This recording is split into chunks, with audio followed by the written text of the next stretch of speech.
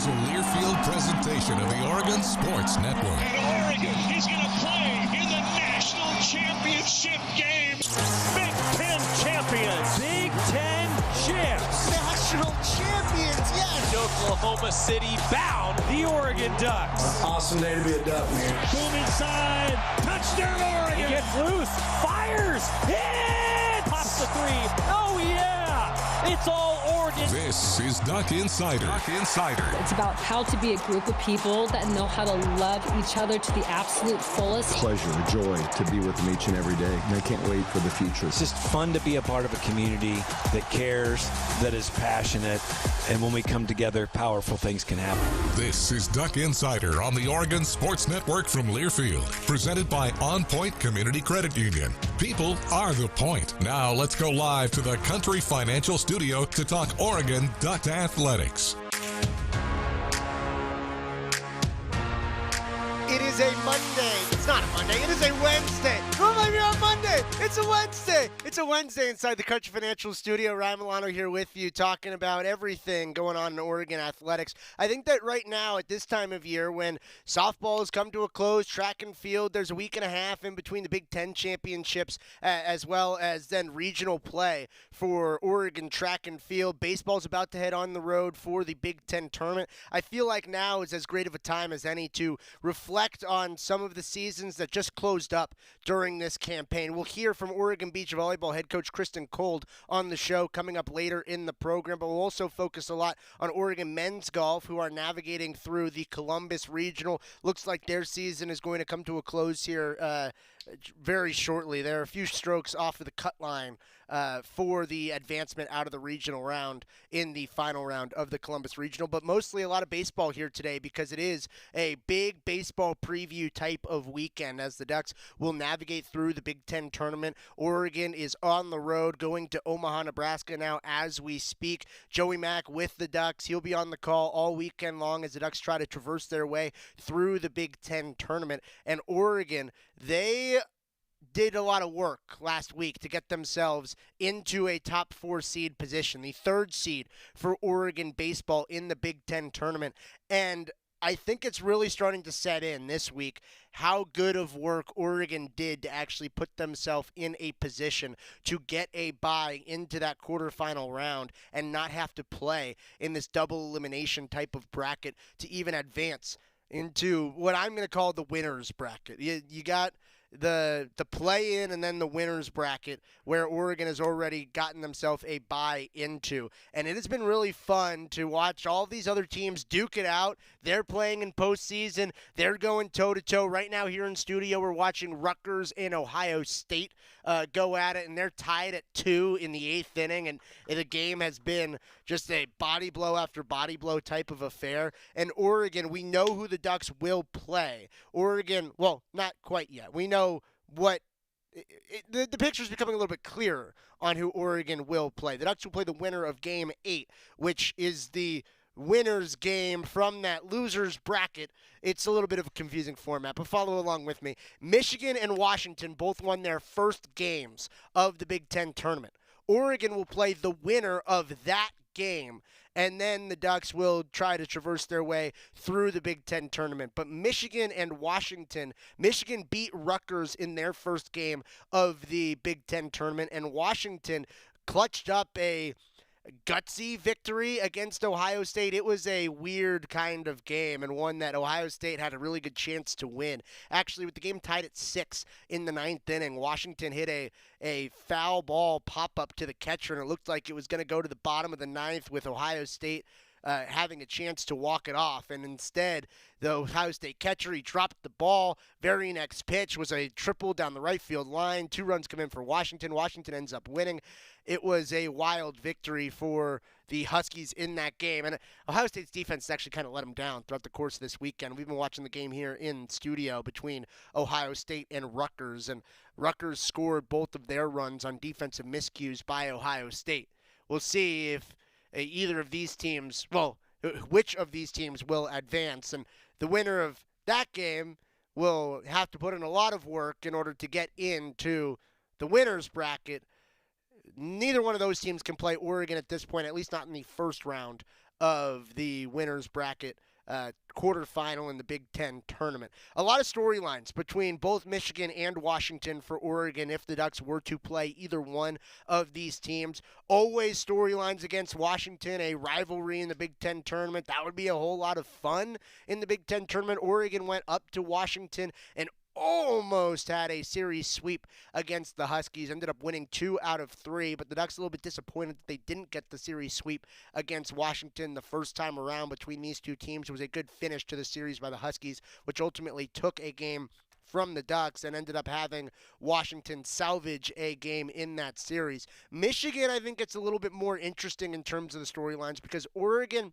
went to Ann Arbor this year, and it was a weird type of series. It was one with a lot of extraneous circumstances around it. The series got moved up due to weather. Oregon traveled in. It was about 14 hours between when we, with the Oregon baseball team, touched down in Ann Arbor to when the first pitch was actually thrown in that series. Oregon ended up losing big in 7 innings, a run rule loss for Oregon in Game 1 of that series, and then it came down to the wire. Oregon won Game 2, and then the Ducks were up in Game 3 before Michigan ended up walking off the Ducks in that game. I think Oregon, if it is a rematch against Michigan, looking for a little bit of revenge after what I think Oregon thinks is a series dropped against a team that the Ducks probably should have beat. And that was just one of 2 series that Oregon dropped all season long. It was to Michigan and then to UCLA.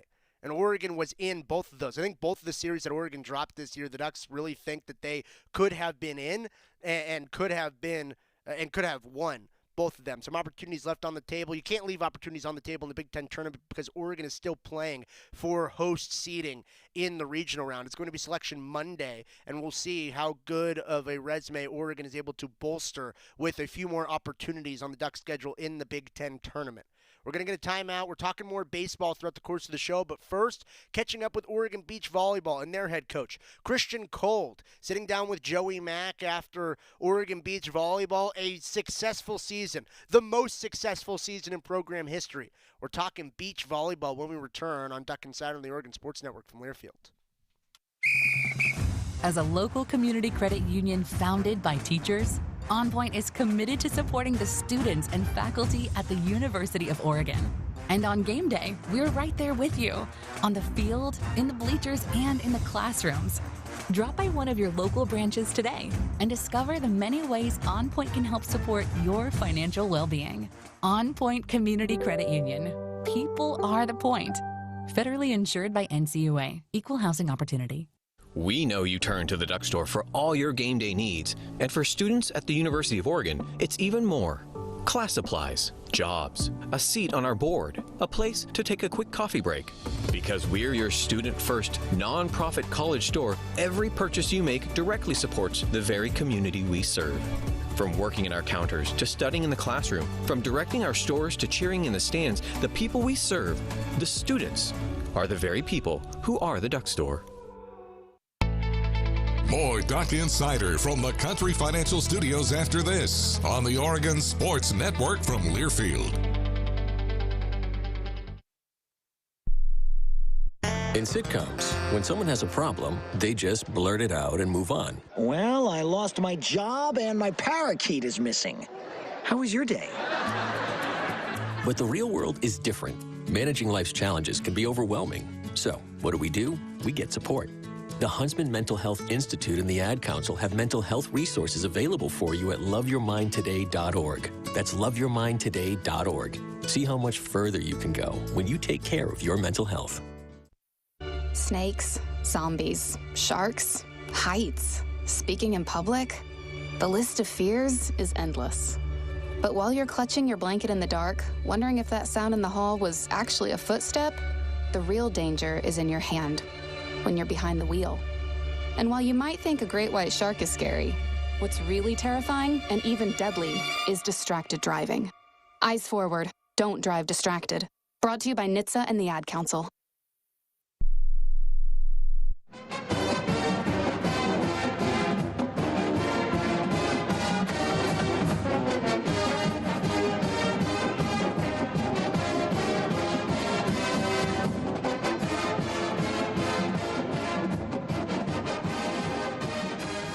Back inside the Country Financial Studio. I don't know what day it is. Ryan Milano here with you.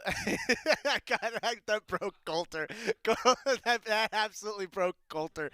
Awesome. Good work. I'll be riding that one for the rest of the week. Awesome. Thank you, everybody. I'll be here really for the rest of the show. But we're going to take a bit of a diversion to a conversation that Joey had with Kristian Kuld, the head coach of Oregon Beach Volleyball, after the most successful season in beach volleyball history. It was the first season with Kristian Kuld at the helm, and Oregon set a new wins record in a single season. 17 wins for the Ducks this year on the beach, on the sand. It beat a previous program record of 14 coming into this year. Oregon also had their highest ranked win in program history with a beating the 15th ranked Florida Atlantic Owls in a match this season. They made the MPSF championships, and they are continuing to evolve the evolution of beach volleyball at the University of Oregon. The program just taking steps up and trending in the right direction. When you set the wins record for most in a season, when you have your highest ranked win ever, probably means a lot of good things. Kristian Kuld trying to develop some more culture in Oregon Beach volleyball and continue the rising trajectory of the Ducks on the sand. Here's a conversation between Joey Mack and Kristian Kuld talking beach volleyball. Time to look back on a historic season for Oregon Beach Volleyball. Kristian Kuld, Oregon Beach Volleyball head coach, is here. Great shirt choice today, Coach, by the way. Great shirt choice. Can you do a turn in the chair and show everyone on the back, too? Oh. I mean, look at this. He's got the O on the back, and the Everyone Watches Women's Sports, the Nike line up front. That's a good choice today by you.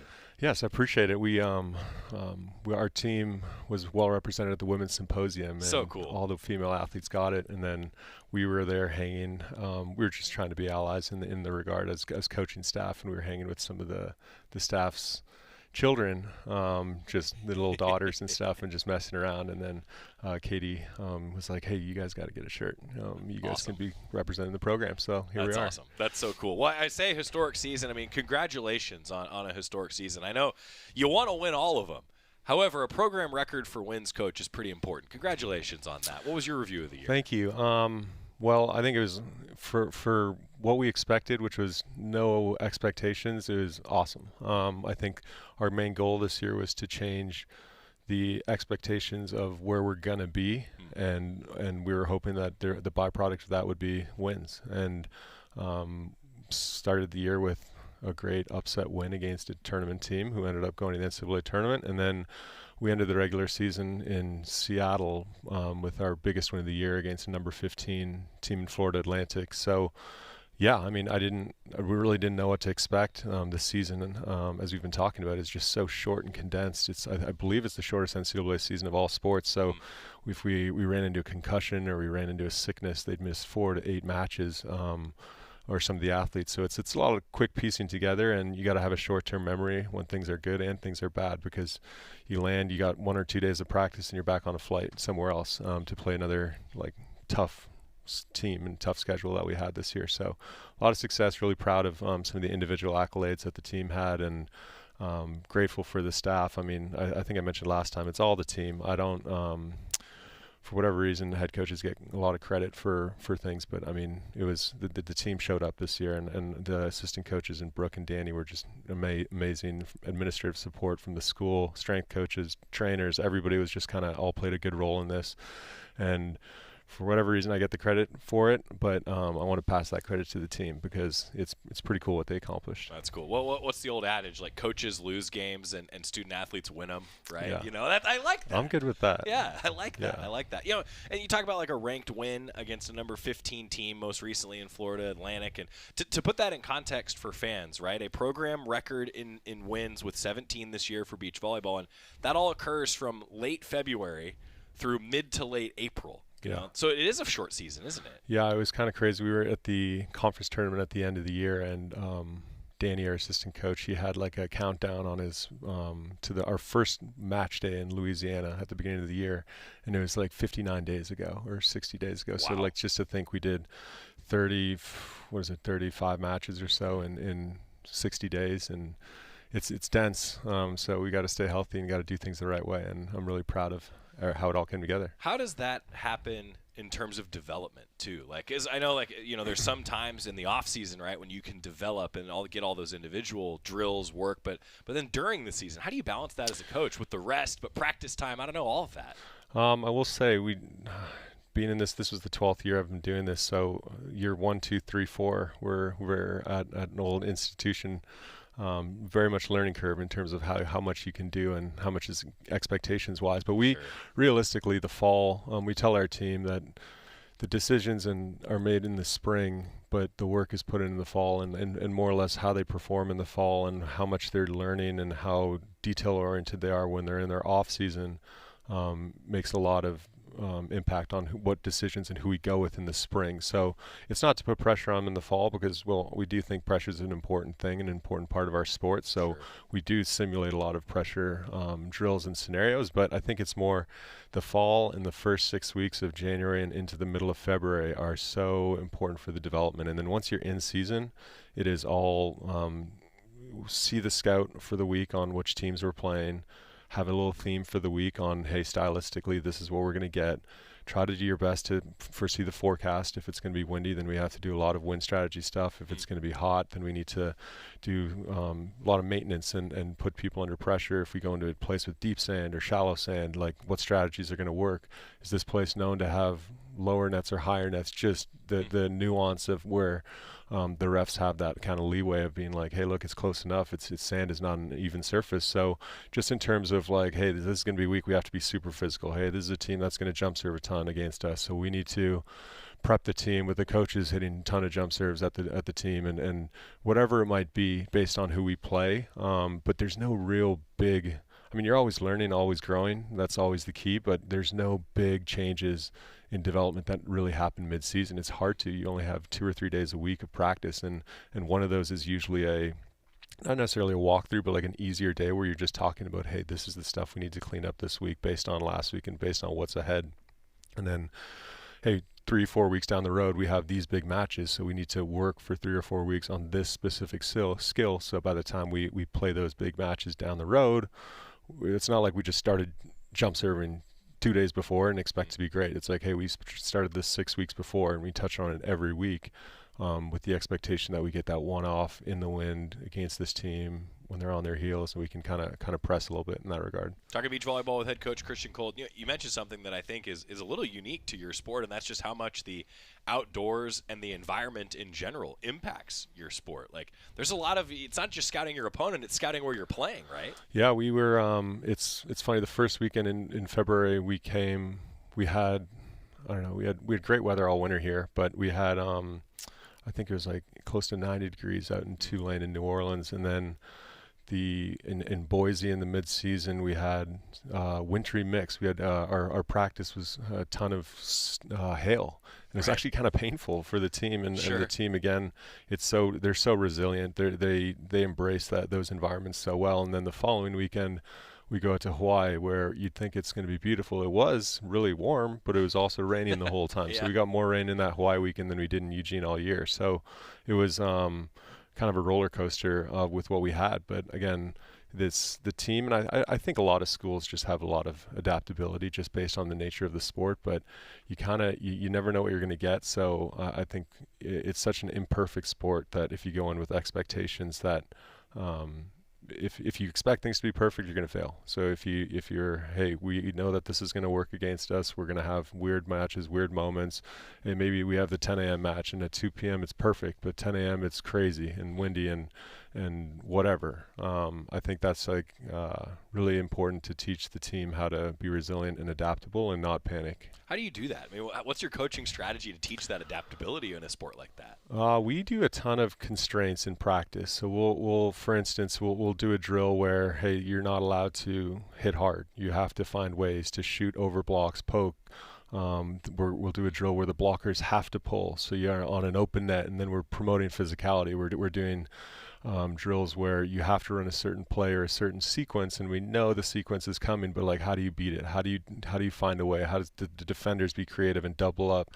And then randomly we'll blow an air horn in the middle of practice, and we'll pick two teams to go head to head, and the whole team's treating it like it's the end of a duel, and the energy is crazy, positive, but also intense. And the team's splitting up into two teams, and they have to root for whatever pair they have that week. And I think that did a really good job of putting pressure on us. We have time drills where they have to get a certain amount of points, otherwise they have to do some type of, I wouldn't say punishment by any means, it's more of like a where they have to do a little conditioning drill that's built into it, and it's based on the curve of how many points they're getting or not. So that when things get dark and every ball's coming at you, like, where can you reach your breaking point? How far is your breaking point, and what do you do about it? Like, can you be resilient and fight back or not? So just lots of little different things. And as a coaching staff, I think all of us like changing things up. Keeps it fresh, doesn't it? Yeah, exactly. We would get very bored if we did the same practice every day. So we like throwing in wrinkles, and then if we think of something weird, and we're like, all right, let's just go throw this wrinkle in, so we can ultimately develop composure in our athletes when things are a little bit more controlled. So we try to make everything as uncontrollable as possible when we're out there, so when they're in matches and it's a little bit more formalized and the ref setting the pace as opposed to us in practice on them so quickly, I think that gives them a little bit of comfort when they're in those big moments. Makes sense. Talking beach volleyball, you talk about program record for wins as a team. Well, also a new career record for Natasha George. She set the individual mark for you. I imagine that was cool for her in her senior season like this to have a leadership moment like that. Yeah, she's gone through a lot just in terms of the 4 years. I think she said in her banquet she had I think 9 different coaches over the course of 4 years, and she's been the mainstay. She's played a lot of matches, probably the most out of anybody in the school's history, but then she's also won more too, and you can tell she's got the competitive edge in her. She was fueled by the opportunity. There was matches this year that we were resting her, or we were giving her giving somebody else an opportunity, and not one complaint, not one, hey, this is like you're taking away from what one of my personal goals are. She always put the team first. Really good example as a senior, and she's been in a leadership role from the team, I imagine, since she was a freshman or sophomore, but It was very tangible this year. It's so cool to see for Natasha George to stay and be a part of that entire operation through a bunch of transition over the course of her career. And I actually liked what Kristian Kuld said about the changing type of elements. Beach volleyball is almost like a hybrid between like baseball and golf in that type of way, because like the fences are always changing depending on what venue you're at, and then the surface is different between the soft sand and the hard sand, and what type of elements there are, and even the height of the net and where you're at in that regard. It's going to be really cool. Also going to be really cool when Oregon has a brand new facility of their own. We'll talk about that more coming up on Duck Insider, part 2 of the conversation between Joey Mack and Kristian Kuld when we return on Duck Insider on the Oregon Sports Network from Learfield. Hey campers, it's Jan from Toyota. This summer, we're headed to Camp Toyota, and the fun starts now. Your summer starts here. Dealer inventory may vary. See your participating Toyota dealer for details. Event ends June 1st. Toyota, let's go places. As a local community credit union founded by teachers, OnPoint is committed to supporting the students and faculty at the University of Oregon. And on game day, we're right there with you, on the field, in the bleachers, and in the classrooms. Drop by one of your local branches today and discover the many ways OnPoint can help support your financial well-being. OnPoint Community Credit Union. People are the point. Federally insured by NCUA. Equal housing opportunity. Hey campers, it's Jan from Toyota. This summer, we're headed to Camp Toyota, and the fun starts now. Your summer starts here. Dealer inventory may vary. See your participating Toyota dealer for details. Event ends June 1st. Toyota, let's go places. You're listening to Duck Insider. Duck Insider on the Oregon Sports Network from Learfield. My name is Ariel. I moved to the U.S. at 19. I spoke no English, and I struggled finding job opportunities. Everything I have, I owe to the Adult Literacy Center and getting my high school diploma at age 22. It was an honor helping you achieve your greatness. Now you're helping others achieve theirs. It inspires me. When you graduate, they graduate. Find free and supportive adult education centers near you at finishyourdiploma.org. Brought to you by Dollar General Literacy Foundation and the Ad Council. Adoption of teens from foster care is a topic not enough people know about, and we're here to change that. I'm April Dinwiddie, host of the new podcast, Navigating Adoption, presented by Adopt US Kids. Each episode brings you compelling real-life adoption stories told by the families that live them with commentary from experts. Visit adoptuskids.org/podcast or subscribe to Navigating Adoption, presented by Adopt US Kids. Brought to you by the U.S. Department of Health and Human Services Administration for Children and Families and the Ad Council.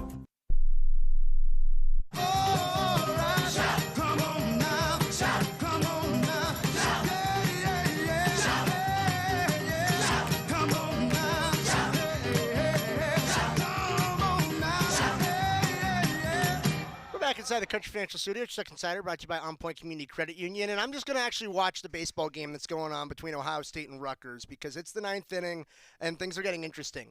Ohio State's up 3-2. Rutgers has runners on the corners. There's 2 outs. And don't flip the channel over there. That's not important. I'll give you an update at the other side of this interview, part 2 of the conversation between Joey Mack and Kristian Kuld. But postseason baseball, especially when you're just kind of sitting back and waiting for everybody else to figure out who's going to go and play you, I think that's the most fun part. Oregon will play the winner of Michigan and Washington coming up later tonight, and then they could match up with whoever the winner of this game is based on a few different scenarios, but they're a few games away from that, and ultimately you have to take care of the business that's in front of you. But what is going on is good baseball and postseason baseball, and that ultimately I think is exciting. It's the time of year that we're in.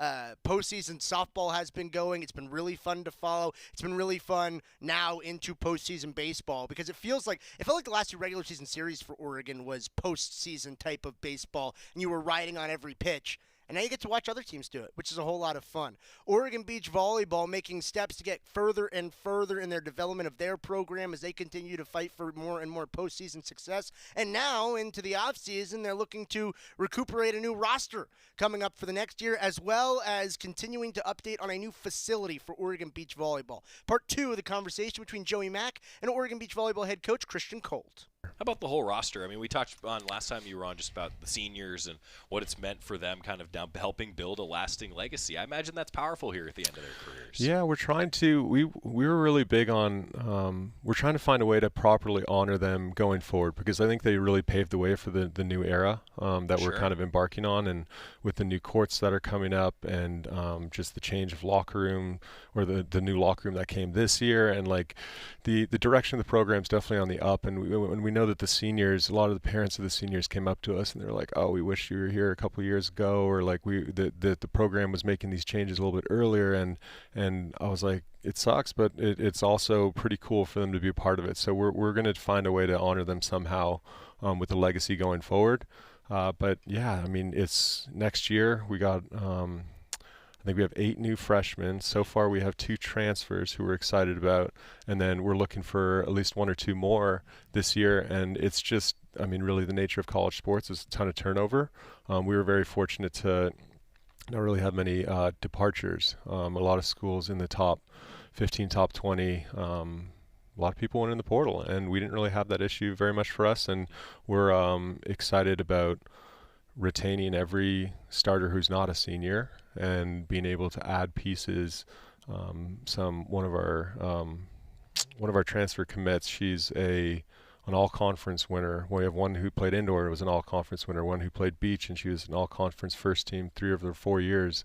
So we're bringing in some good talent we're excited about, and I think next year we're gonna go forward pretty strong.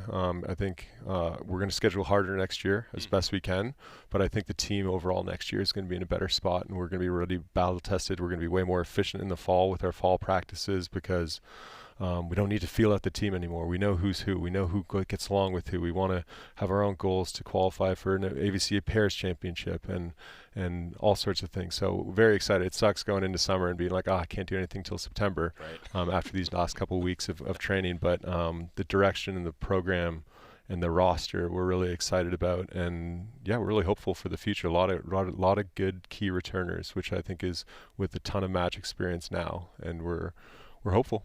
Well, to come back to the point of like building the foundation, right, and properly honoring those. I mean, that's a big part of the legacy. Is you've built the foundation now for this program, and that's got to feel good, right, heading into next year. Yeah, that was. I mean, realistically, wins aside, which wasn't a priority for us. It was just trying to change the new baseline of like what the hope is, what the expectations is for the future, and I think we accomplished that, which was really big on our staff. And we have people who are planning to spend weeks and weeks in California this year, playing in some of the hardest tournaments in the summer, playing some of the semi-pro professional events, some of the professional qualifier events, and there's a lot of people hungry, knowing that we got so many new bodies next year that, hey, my spot's not safe. Like and it's a healthy fear, I guess, but it's one that's motivating too. So we're gonna see who can put in what over the summer. We're really excited about that, and then we can hit the ground running in the fall. And then you're always building your roster, right? I mean, yes. You talk about like it's never complete, and as you alluded to in this era of college athletics, right? Yep. No, and then we have another big 2027 class that we're excited about too the following year, and that was our first class recruiting this summer, and we got a lot of positive feedback from other coaches at other programs, being like, "Oh man, you guys are going for it. You guys are going to be a problem. It's no longer an easy win playing against Oregon kind of thing." And we're hosting some matches next year, and we've had a number of programs saying, "No, it's a trap.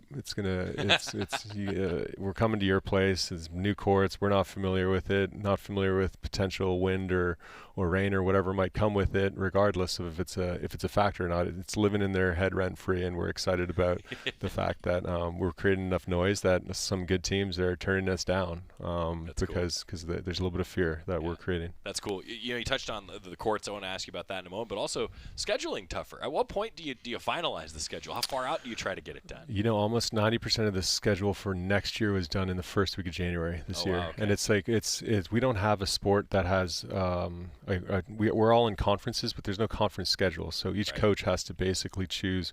You got 10 weekends, you play 8 of them, and then I guess the 10th weekend is your conference tournament. So you play 8 of the 9 weekends in the regular season. You have 1 bye week. You have 16 playing dates, and you just choose the best competition. So next year we open the season in San Diego, playing some strong teams, and we go to LSU, we go to Texas next year, we play Stanford, who was number 1 this year for most of the year. Like, there's plenty of competition, but again, if we want to reach the expectations and goals that we have, is to get a ranking next year and then eventually make the NCAA tournament within a few years. Like, we can't do it playing against some teams that aren't challenging us. We'd rather lose matches against good teams and learn and load up that schedule and be battle tested. So by the time we play in the conference tournament, which is the hardest conference, our conference had 6 teams make the NCAA tournament of 16 total teams. It's you got to play with the big dogs, and you can't just hide away and get a bunch of wins against some small schools and feel good about yourself. At least that's not how we operate. Right. Kristian Kuld joining us, Tucker Beach Volleyball. Okay, construction. Had a locker room this year. Now there's going to be just across the parking lot from that locker room at Matthew Knight Arena a brand new court. And if you drive by the Hamilton construction project across the street from the Jayco right now, dare I say, you can kind of see the footprint of some volleyball courts coming in now, Coach. No doubt you can. It's going to be awesome. And we had a recruit, a transfer portal recruit on campus this past week, and she was very impressed with kind of with the direction we're going, and it's very tangibly there. We get a lot of people saying, "Hey, is it actually happening? When's it supposed to be done?" All that. So really all the structure's there now. The sand, cool. Two sets of sand are coming. One at the end of this month, one at the end of next month, and then we're doing all the officially putting in all the poles and some of the other structures that come with it. There's the outdoor bathroom, wash area with hoses, showers, etc.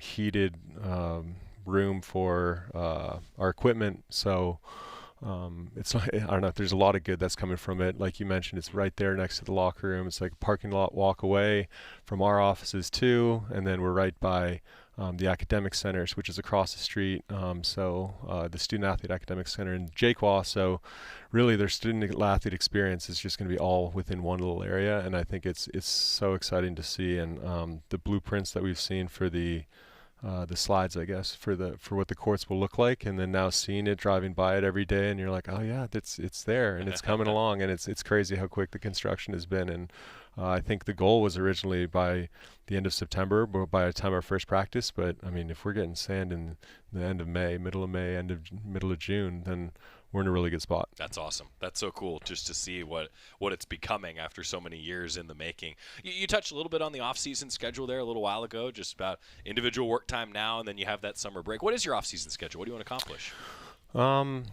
It's a good question. We have about 3 or 4 weeks left of practice with the team right now, so we're touching on a little bit of we've slowed things down, and we're trying to see what was working for the top teams. All of us watched the NCAA tournament, and like what were the top teams doing that were so effective, and then what can we learn from them? How do we put our own stylistic twist on it?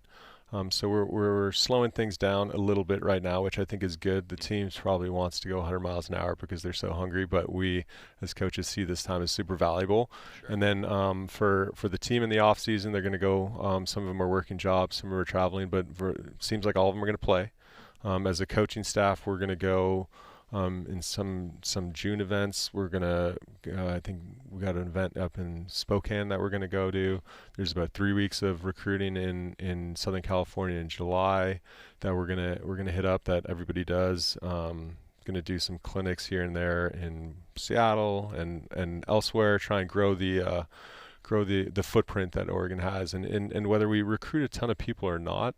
I think it's important that everybody knows that our presence is there, and that we're hanging around the big events, looking for the best players. They see the O. Exactly, and it can't be a foreign concept anymore. So we're gonna travel. We're gonna be out there and represent the program, and know that it's not like, oh, Oregon's here. It's like, no, they're always here, and they're always looking for the top teams, and it's very familiar, and that's how we're gonna try and grow and get better players, and as we going forward every year. Well, here's some more growth. I can't thank you enough, Coach Kuld, for what you've done. Thanks for being a Duck. Congratulations on a great season, and let's do it again next year. All right? Thank you. First of many, and I'll take you anytime. I got outside of a little bit of events here and there in the summer, I got plenty of time. All right. How's the golf game? It's getting better. Getting better. Slowly, yes. Yes, one of the work in progress. I mean, with Jody, my sports supervisor, who's a golfer herself. I knew that would come up.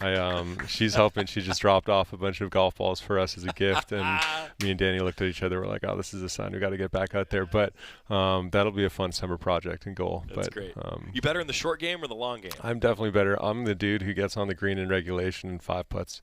So I need to work on the short game, but we'll get there when I can. Jody Sykes, the sport administrator for beach volleyball, also the sport administrator for the women's golf team, played golf collegiately. So you got a good connection there to get that score down. Yeah, and I'm always talking to Derek too, and he's just the man when it comes to golf. Just in general, he's the man. So I gotta touch my game up a little bit. And before he's invited us to just do some stuff with him, I'm like, not yet. I can't embarrass myself yet. I get it. But we'll get there eventually. I totally understand. I have the baseball swing, and it will never become a golf swing. Yes. I totally get it. Coach Kuld, thank you. Appreciate your time. Thank you. Of course. It's been great to see Kristian Kuld and that development of that beach volleyball program over the last year, and I'm really excited to see what he continues to do with the program as he continues to move forward and continues to set his roots down in what is going to be a new complex around that Hamilton complex right outside of Matthew Knight Arena. It's been really cool to see a lot of the transition, a lot of the construction for a few different Oregon athletic facilities, both across the river with that beach volleyball facility, but also here with the 2-point Mo going on outside of the Hatfield Dowling complex, really a part of the Hatfield Dowling complex. I almost missed my turn coming into work today because all the construction on Martin Luther King Boulevard is like it's changing by the day, which means that they're making a ton of progress, by the way. But I was like, I have to go right, but they're forcing me to go left, and then I made the right. And what I realized is that they're starting to put turf down at the construction on these new fields. So it feels like every day I show up to work, it's like, yeah, it's different every single day. You're absolutely right. And it is a testament to the development of all of the programs around here at the University of Oregon, whether it be a facility like that new Oregon football practice facility or whether it be like the new beach volleyball facility. And also with new facilities means that the other programs get to use the old facilities, which is an upgrade across the board. So then the Mo will be utilized for so many different sports, and all of a sudden it's like, oh, we've got like 10 different state-of-the-art facilities around. I mean, we do already, but 10 plus 1, and then 10 plus 1 plus 1, and then plus 1 more. it's been cool to see all of these continue to develop. It's been really fun to see the development in year one for Oregon Beach Volleyball and Kristian Kuld. That baseball game we were following, Ohio State did get out of that inning and ended up walking away with the victory 3-2 over Rutgers, which ultimately sends Rutgers' season to an end. So, could potentially match up with Ohio State. The Buckeyes would need to win 2 more games in a row, and Oregon would need to win 1 game in order to set up that potential matchup. But ultimately, everybody's chasing that ultimate prize of being Big Ten champions coming up at the end of this weekend, and then the even bigger prize of a College World Series coming up after the selection show on Monday for Oregon baseball. A lot of big news for Oregon baseball. Joey touched on it a little bit yesterday. We're going to talk some more about some of the big-time awards and honors for Oregon baseball that came down over the course of the day yesterday. That's what's coming up when we come back on Duck Insider on the Oregon Sports Network from Learfield. As a local community credit union founded by teachers, OnPoint is committed to supporting the students and faculty at the University of Oregon. And on game day, we're right there with you, on the field, in the bleachers, and in the classrooms. Drop by one of your local branches today and discover the many ways OnPoint can help support your financial well-being. OnPoint Community Credit Union. People are the point. Federally insured by NCUA. Equal housing opportunity. When life blindsides you with an injury, you need a team that's tough. For over 30 years, Morgan & Morgan has been fighting for the people. This season, we're proud to partner with Oregon Athletics. Because whether it's on the field or in the courtroom, we're both determined to do what it takes to win. Morgan & Morgan, proud partner of Oregon Athletics. Injured? Dial pound law. Morgan & Morgan, 10150 Southwest 6th Avenue, Portland. Prior results do not guarantee a similar outcome. This is Duck Insider, presented by OnPoint Community Credit Union on the Oregon Sports Network from Learfield. My mom has taken up going to the park to practice yoga. My dad's going to a club, but not a book club, a salsa club. Finding new hobbies comes with age. My mom has started getting lost and not knowing where she's going. Becoming lost or disoriented doesn't. Confusion with time or place may be a sign of Alzheimer's. An early diagnosis can help improve the quality of life for your loved one. Learn the warning signs of Alzheimer's at 10signs.org. Brought to you by the Alzheimer's Association and the Ad Council. Man, I love my kids so much. I once sat for 3 hours in the cold rain to watch her soccer team lose by 18 goals. I love my kids so much, I once used a tube to suck snot out of her stuffed nose at 3 a.m. You win. Love your kids? Love them enough to make sure they're in the right car seat. From toddlers to tweens, visit nhtsa.gov/the-right-seat to find the right seat for their age and size. Keep them safe. Visit nhtsa.gov/the-right-seat. Brought to you by the National Highway Traffic Safety Administration and the Ad Council.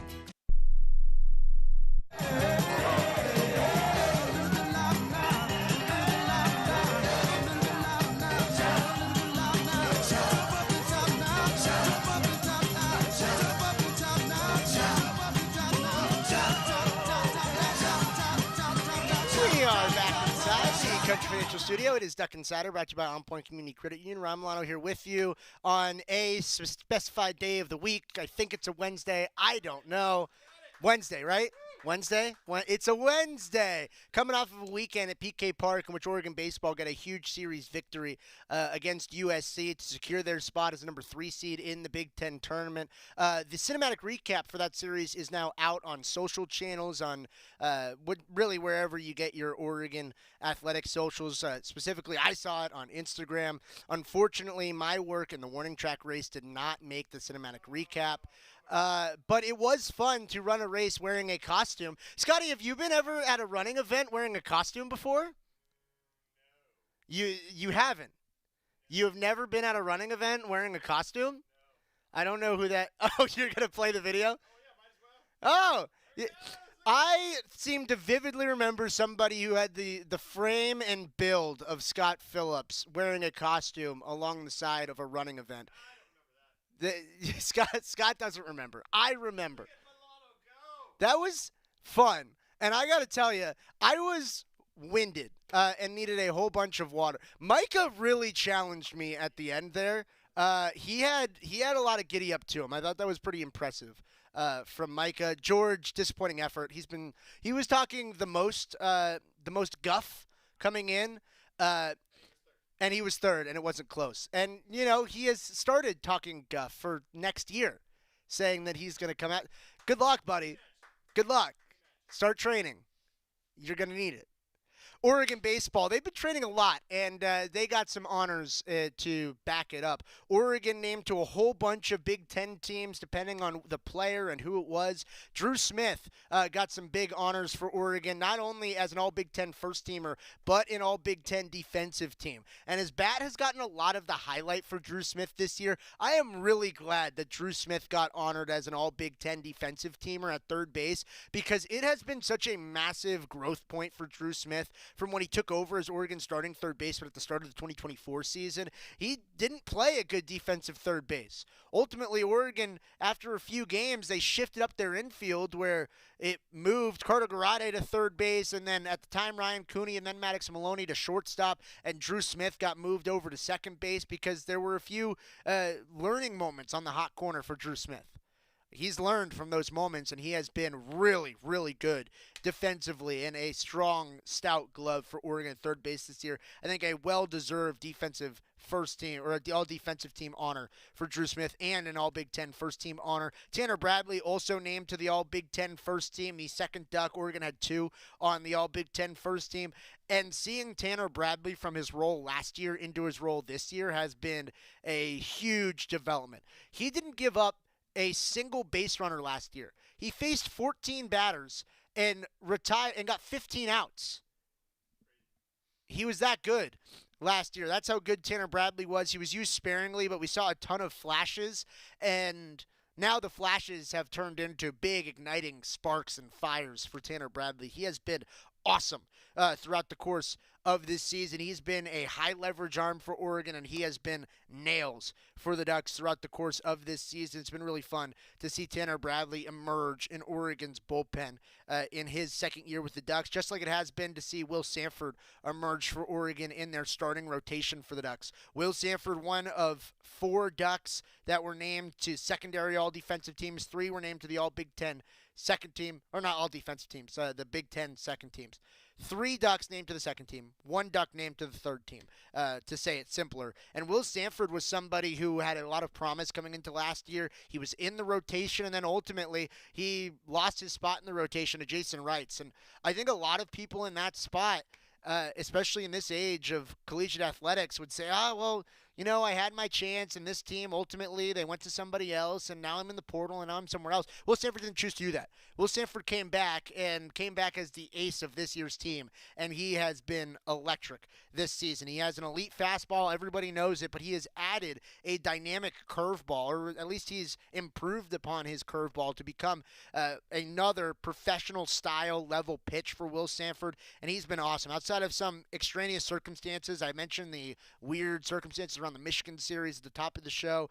He has found a ton of consistency and elite level strikeout stuff.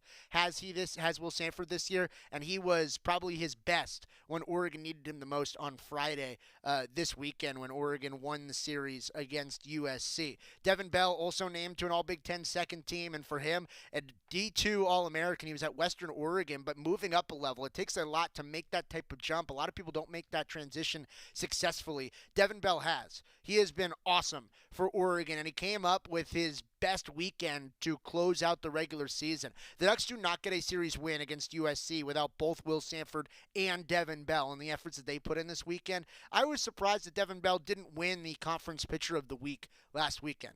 Sure, he's a reliever, and relievers don't usually win that award, but Devin Bell threw 5 2/3 innings out of the bullpen. He didn't give up a run. He only allowed 3 hits. He struck out 10. He didn't walk anybody. And not only is that like a really good starting pitcher line, but also what it is the moments in which Devin Bell came into these games. Devin Bell came in to record 5 outs against USC on Friday, and the Ducks needed him to be solid and not give up any runs. And he was. He came in, he inherited a mess, he got out of it, maintained an Oregon lead, and closed out that game for a Duck victory.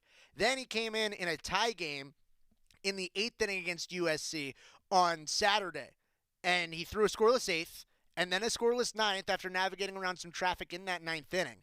Then he threw a scoreless 10th with the game still tied, and then he came out again and threw a scoreless 11th. He hasn't been asked to do that and expand out his role like that all year long. He did, and he was awesome, and I really thought that Devin Bell deserved Conference Pitcher of the Week last week for Oregon, the way that he was able to show up. Ryan Cooney has been a steady leader for Oregon throughout the course of his entire career with the Ducks, and the junior second baseman, a well-deserved all Big Ten second team. He's just steady. He is the modicum of consistency for Oregon, and I think a rightfully deserved conference nod for Ryan Cooney. And then how about Junior Lawaki? Nalivo Lawaki Jr., an all Big Ten third-teamer. He only has 101 at-bats on the season, does Junior Lawaki. He's only played half the season, less than half the season, and he has been that good that he earns third-team honors with only 101 at-bats, essentially as a designated hitter. A .317 average, an OPS north of 1,000, 1,042 his OPS. He's hit 10 home runs. He is one of only 3 freshmen around the conference to make an all-Big Ten team. Aiden Flynn, the starting pitcher for Illinois, and Drew Grego, the outfielder for Purdue, the only 2 other freshmen named to an all-Big Ten team. Junior Lawaki's got a pretty good case for Big Ten Freshman of the Year, although he has some competition on his own team because Lawaki, along with Braden Jackson and Angel Laya, were both named to the All-Big Ten Freshman team. The future of Oregon baseball is bright, and it felt like these players stepped up at different times individually. It felt like Angel Laya at the beginning of the year really burst out onto the scene strong. He was the only freshman for Oregon that was an everyday starter for the Ducks in the outfield, and he has now the freshman home run record for Oregon, and the season is still going for Angel Laya. His 13 home runs paced the way for the most for any Duck in their freshman season. Braden Jackson is somebody that's seen his role expand throughout the course of the year, but in a little bit of a different way than Junior Lawaki's has. Jackson was platooning at catcher with Berkeley Mabius, and it just felt like, 2 of Oregon's best bats are at the catcher position, and you're just not able to find ways to get them into the lineup consistently enough. Well, Braden Jackson then flexed out to first base and even into the outfield, and his bat has been so good that even in secondary defensive positions, Braden Jackson has been a huge bonus for Oregon. And Junior Lawaki, we just talked about him as the Big Ten third-teamer, but he burst out onto the scene late, and now it feels like he's the most potent bat in Oregon's lineup. You don't want to see Junior Lawaki, especially not in a one-run game. USC found that out the hard way on Thursday when it was a 1-0 deficit for Oregon going into the 9th.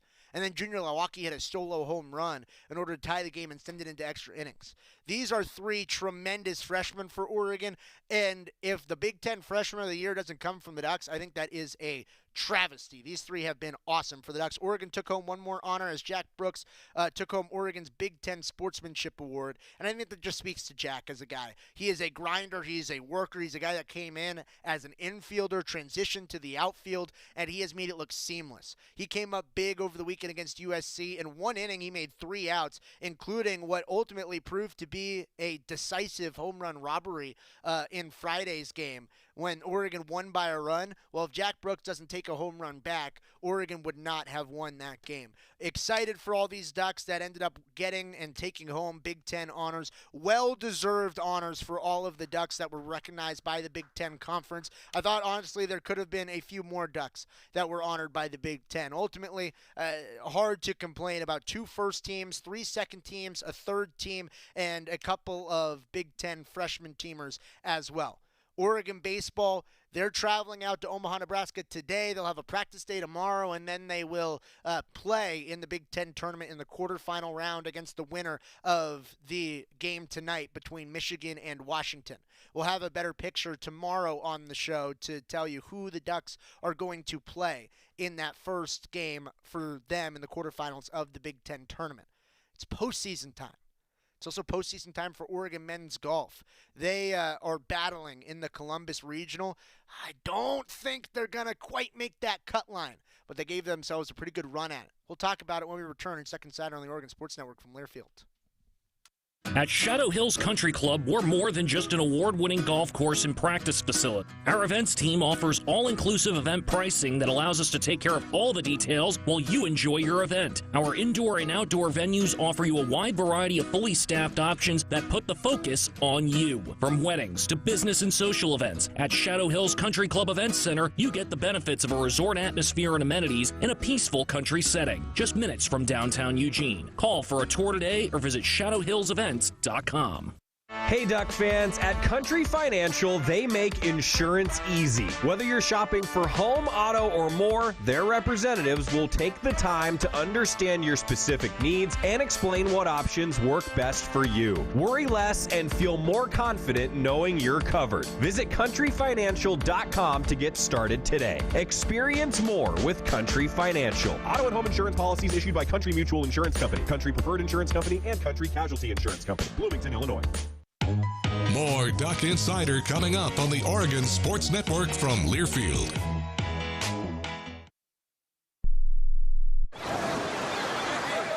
Hear that? That's the sound of your life.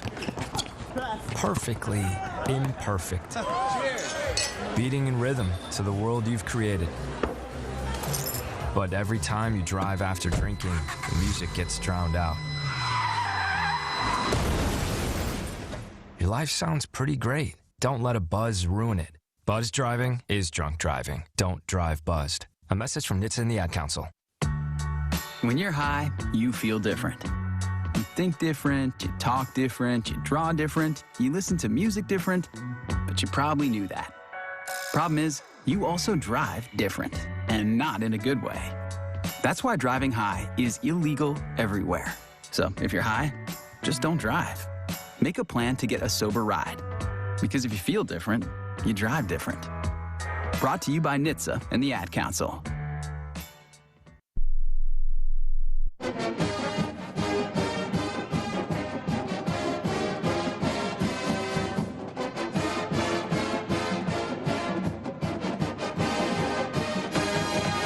Back inside the Country Financial Studio, it's Duck Insider brought to you by OnPoint Community Credit Union. Just cleaning up something I said in the last segment about the Oregon freshmen in their race for Big Ten Freshman of the Year. They actually announced the Big Ten Freshman of the Year, and it was Drew Grego, the freshman outfielder for Nebraska. He had a good season. I don't think he was as good as the three freshmen that Oregon put on the table, but ultimately a really strong season for him. The Big Ten Awards, Rock Chalowski took home Player of the Year, Mason Edwards Pitcher of the Year, Dylan Carey, Defensive Player of the Year, the shortstop for Nebraska, Drew Grego, the outfielder for Nebraska, the Freshman of the Year, and John Savage, UCLA's head coach, won the Coach of the Year in the Big Ten. I really thought that Oregon was going to take home the Freshman of the Year honors with one of their three freshmen.